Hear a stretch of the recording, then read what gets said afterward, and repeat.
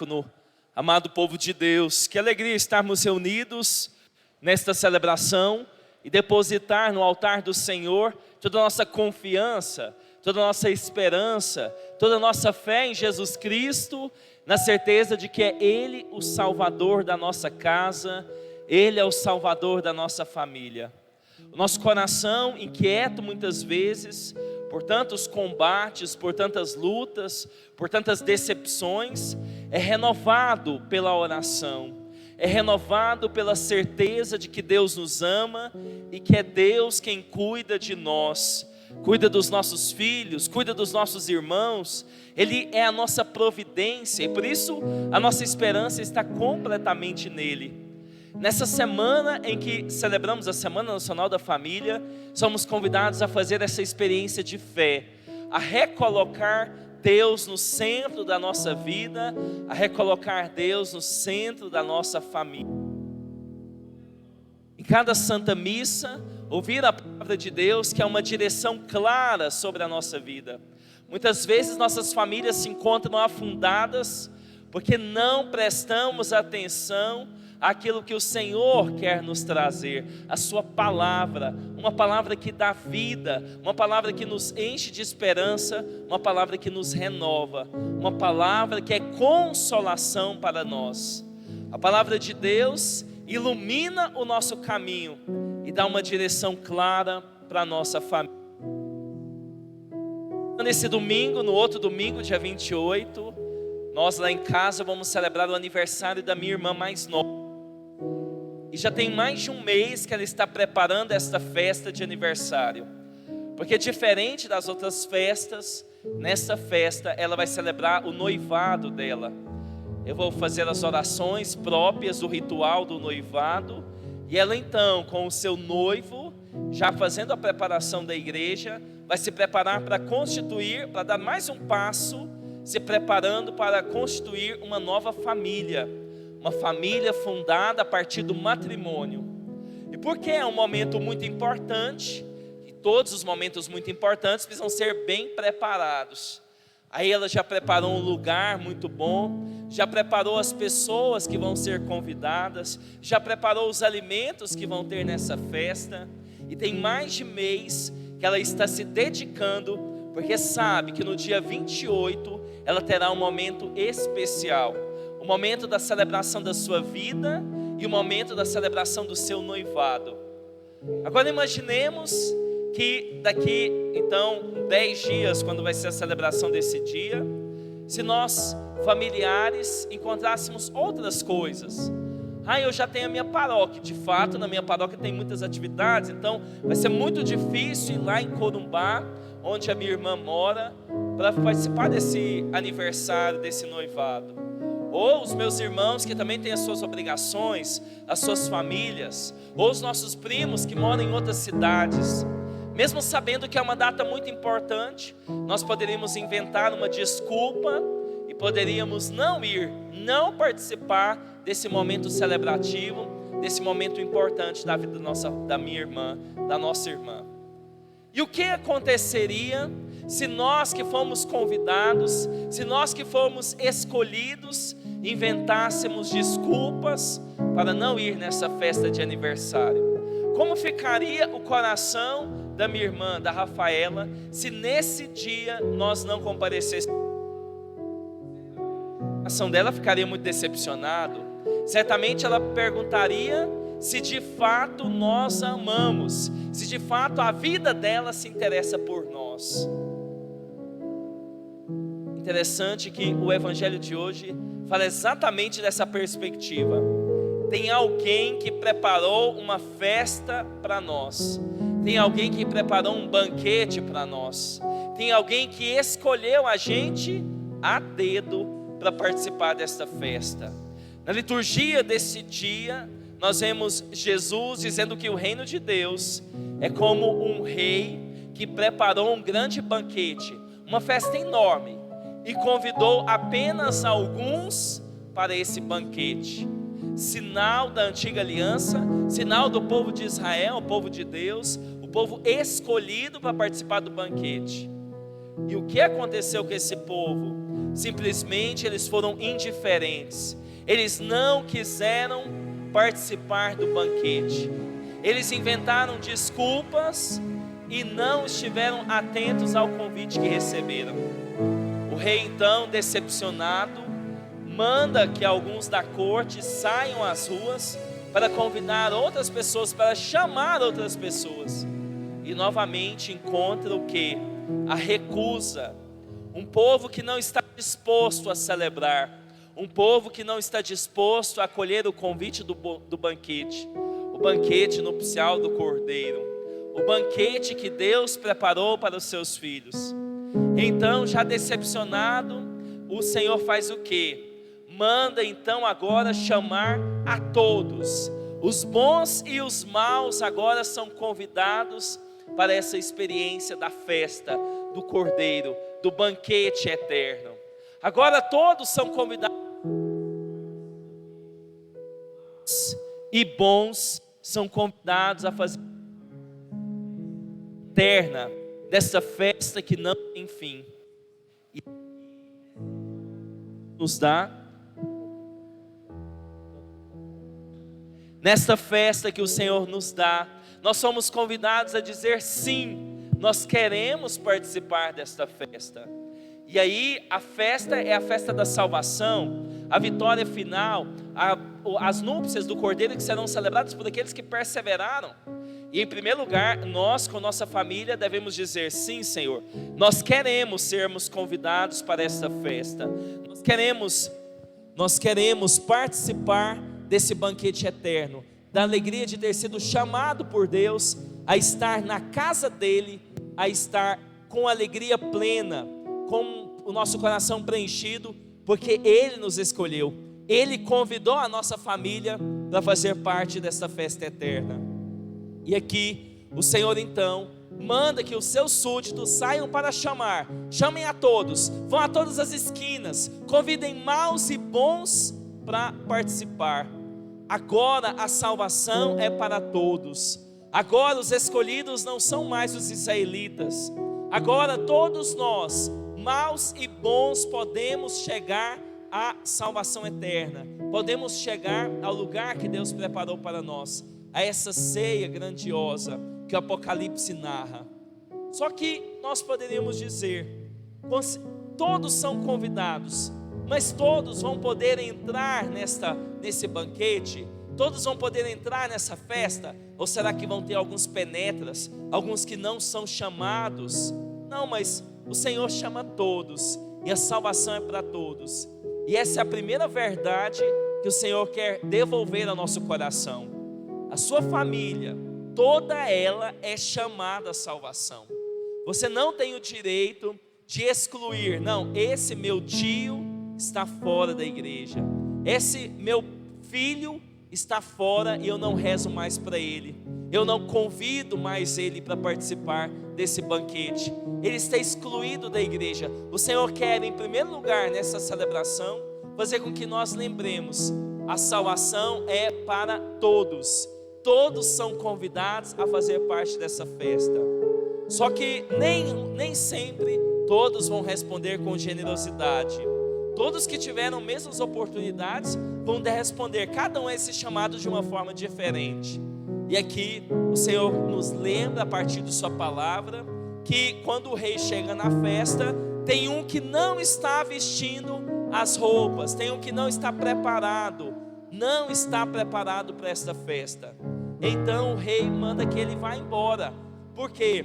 Porque ele não está preparado para participar do banquete. Ele não está pronto para sentar à ceia. Ele não está pronto para se alimentar e se deliciar com tudo de bom que o Senhor preparou para nós. E por que ele não está preparado? Porque ele aceitou o convite, mas ele não se preparou. A resposta está na primeira leitura e nos Salmos. Nós precisamos, para participar do banquete, vivermos sempre a reconciliação, a graça do perdão. O Senhor promete, através do profeta Ezequiel, que vai lançar sobre nós uma água pura, uma água viva, que vai limpar o nosso coração de todas as imundícies. Esta água é a prefiguração do nosso batismo. E aqueles que são batizados são aqueles que, em primeiro lugar, são convidados para o banquete eterno. Nós já recebemos o dia do nosso batismo, e esse é o sinal da roupa branca, e por isso nós somos batizados com as vestes brancas, simbolizando exatamente essas vestes que nos preparam para participar desse banquete eterno. Só que nós somos pecadores, o nosso coração muitas vezes é duro, é frágil, e aí os nossos pecados fazem o quê? Fazem com que manchemos essas vestes, fazem com que perdemos esse convite para participar da festa da salvação. Então o Senhor promete, através do profeta Ezequiel, diante da infidelidade do seu povo, que Ele nos dará agora um coração novo, um coração de carne, e tirará do nosso coração esse coração de pedra. O Senhor, e essa deve ser a nossa segunda oração de hoje, além de renovar a esperança da salvação de todos a nossa casa, nós somos convidados a implorar a Deus esse coração de carne, esse coração novo, esse coração que saiba amar, esse coração que saiba perdoar, esse coração que esteja disposto a reconciliar com os nossos familiares. Só vai entrar na festa da salvação, só vai entrar no banquete eterno quem tiver um coração novo. E é exatamente essa experiência que rezamos também no Salmo. Nas palavras do Salmo penitencial, o Salmo 50, um salmo de perdão, o salmo é constituído por Davi. Nós rezamos que o Senhor há de derramar sobre nós uma água pura, e de nossas imundícies nós seremos purificados. E nós pedimos a esse Senhor: criar em mim um coração que seja puro, dai-me de novo um espírito decidido, dai-nos a graça da reconciliação. Mas para que a gente consiga perdoar, para que a gente consiga amar, e esse é o desejo da liturgia de hoje, ser buscarmos a reconciliação para participar do banquete eterno, nós precisamos um pouco conhecer a história da nossa família, conhecer a história das pessoas que nós estamos feridas por causa delas. Muitas vezes, por desconhecermos a trajetória dos nossos pais, vamos criando no coração um desejo de que eles fossem perfeitos, e vamos nos frustrando com aqueles pais ou com aqueles filhos que Deus nos deu. Falo porque muito da minha experiência pessoal, eu passei a viver muito mais em paz com meu pai, quando ouvindo a minha avó, ouvindo todo o relato, tudo que ela contava, contemplando os sofrimentos da vida do meu pai na infância, na juventude, eu pude compreender por que tantas exigências, por que tanta tirania da perfeição, porque eu sempre tive um pai firme, e muitas vezes duro, e muitas vezes sem misericórdia. Nós precisamos conhecer a história das pessoas da nossa família. Diferente de mim, que teve um pai que era da igreja, que rezava, que participava das pastorais, dos movimentos, o meu pai teve um pai, o meu avô, que era vítima do alcoolismo. E meu pai sofreu muito na infância ao ver o meu avô batendo na minha avó. E ele tinha muito medo que nós perdêssemos, e com a graça de Deus, com meu pai decidindo vir para Nápoles, encontrando boas amizades, trilhando o caminho do bem, o caminho reto, ele pôde contemplar o quê? Pôde contemplar que nós podemos fazer tudo novo, tudo diferente. Só que meu pai tinha muito medo de que eu e os meus irmãos nos perdêssemos. E aí nós somos criados de uma forma muito rígida, corrigindo sempre, questionando sempre, brigando sempre. Se nós hoje vemos muitas vezes os pais totalmente indiferentes com os filhos, como é bom e como eu posso glorificar hoje a Deus por ter tido pais que fossem bastante presentes, mas também bastante exigentes na minha vida. É claro que essa exigência gera consequências para nós. Quem teve pais indiferentes ou quem teve pais amorosos pode contemplar a diferença do seu processo de educação. Eu me lembro que quando era pequeno, agora vendo esses dias alguns estudando, a minha mãe era tão firme nessa questão de notas, de provas, que o grande desejo meu e do meu irmão, a nossa grande diversão, era ir para aquelas máquinas de videogame que a gente jogava. Então tinha as fichinhas, tudo. Lembra até o preço, era 25 centavos. E então a gente jogava lá, ia lá para Corumbá, e depois da aula íamos jogar. E aí, como tinha prova toda semana na escola paroquial, o acordo que nós tínhamos, que a minha mãe tinha constituído conosco, era assim: eu e meu irmão, a cada nota 10 que a gente tirava, a gente ganhava 3 fichinhas para jogar videogame. Isso dava um bom tempo lá nas máquinas, lá jogando. Só que o que acontece é que tinha que ser a nota 10, a gente tinha que ter tirado 100. Se a gente tirava o 9,8, ela já não dava. Não, você não tirou 100, o nosso acordo é 100. Então eu e meu irmão, antes das provas, na quarta e na terça-feira, passávamos a tarde inteira estudando, para que na quinta-feira fizéssemos a prova, depois recebêssemos a nota 100, e aí nós tínhamos as fichinhas para jogar. Esse era o acordo que a gente tinha. Só que aí, graças a Deus, isso gerou em nós um estímulo, um desejo, já desde a infância, um desejo de se aprofundar, de estudar, de mergulhar nos estudos. Mas, ao mesmo tempo, constituiu no nosso coração, na nossa vida, pessoas extremamente exigentes. Que a gente não aceita um 9,8. O 9,7, o 9,6, era como se fosse um 0. Por quê? Porque com o 9,6 a gente não ganhava as fichas. Então tanto faz tirar 5 ou tirar 9,6, que era a mesma coisa. E aí nós fomos criados nessa tirania, que hoje nós percebemos esse desejo de perfeição, uma perfeição que extrapola muitas vezes os limites. E aí, que bom que Deus nos dá um coração novo, porque toda exigência, né? Me lembro quando eu prestei o vestibular, passei na Federal, na UFG, e fui morar em Goiânia. O meu irmão prestava no ano anterior, no ano posterior, né? Um ano mais velho, um ano mais novo, eu um ano mais velho. Então quando ele foi prestar vestibular, era quase uma exigência da família: você tem que passar na Universidade Federal. E se você não passar no UFG, qualquer outra faculdade que você passar é inútil. E aí o que aconteceu é que o meu irmão não passou na UFG. Ele fez farmácia e passou aqui na Unievangélica. Só que a vitória dele de passar no vestibular era uma coisa que para ele mesmo era um sentimento de fracasso.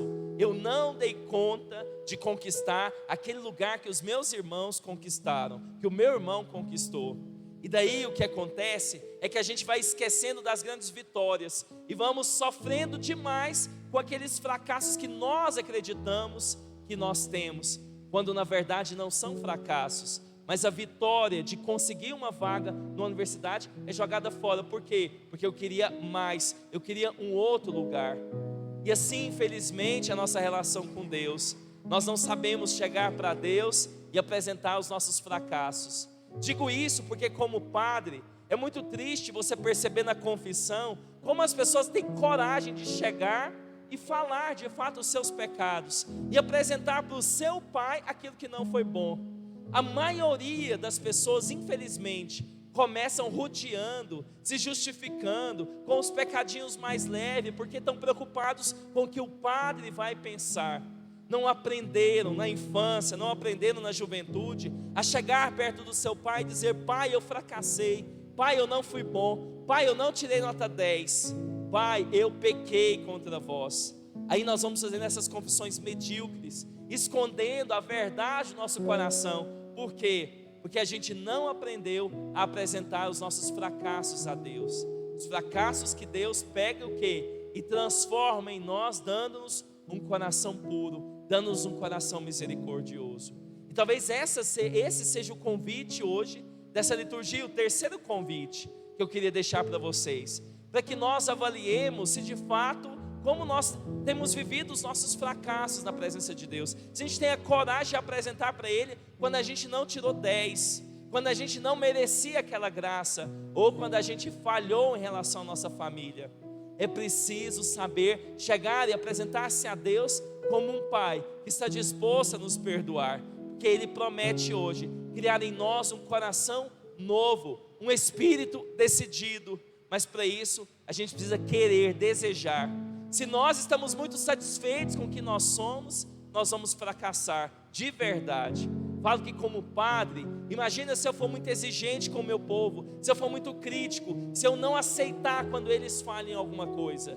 E essa é a grande transformação que hoje eu peço na graça dessa Santa Missa, nos méritos do sacrifício de Cristo, a graça de ser misericordioso com o meu povo, de ajudar a caminhar com os meus filhos, aceitando as fragilidades de cada um deles, para que eu não atrapalhe, não desestimule, não desanime aqueles que estão no caminho de Deus. Porque quantos homens e mulheres saíram da igreja, abandonaram a sua fé, por quê? Porque enfrentaram muitas vezes ou pais ou padres que são verdadeiros carrascos, que não aceitam quando você tirou 9,5, que quer apenas que você seja perfeito. Mas quem de nós somos perfeitos? Quem tem filhos perfeitos? Quem tem pais perfeitos? Quem tem uma família perfeita? Nenhum de nós. E é por isso que nessa Santa Missa nós entregamos novamente a nossa família, pedindo ao Senhor essa graça de um coração novo, um coração misericordioso, um coração que saiba amar e um coração que deseje participar do banquete eterno, da festa que Deus preparou para nós. A nossa família precisa desejar a salvação, desejar o céu, porque se nós não temos esperança na vida eterna, nós vamos estar sempre caminhando entristecidos, desanimados, achando que nós somos aqueles que vão salvar os nossos familiares, quando na verdade a nossa esperança está totalmente nele, a nossa proteção é ele, a nossa esperança está nele, em Jesus Cristo, o nosso único Salvador. Depositemos tudo isso nas mãos do Senhor, pelas mãos de Maria, e peçamos a graça de participar, de respondermos como Josué, como diante de Josué e de todo o povo da antiga aliança: eu e minha casa serviremos ao Senhor, eu e minha casa pertencemos ao Senhor, eu e minha casa queremos experimentar a salvação do Senhor. E mesmo que eu e minha casa fracasse, peque, abandone algumas vezes o caminho de Deus, nós somos chamados a levantar e a não desistir, porque Deus quer reunir todos nós no céu. Maus e bons são convidados a participar desse banquete, e felizes aquelas famílias que se reconciliam com Deus e que sabem pedir perdão uns para os outros. Esses são felizes, esses participarão do banquete que nunca se encerra. Louvado seja nosso Senhor Jesus Cristo.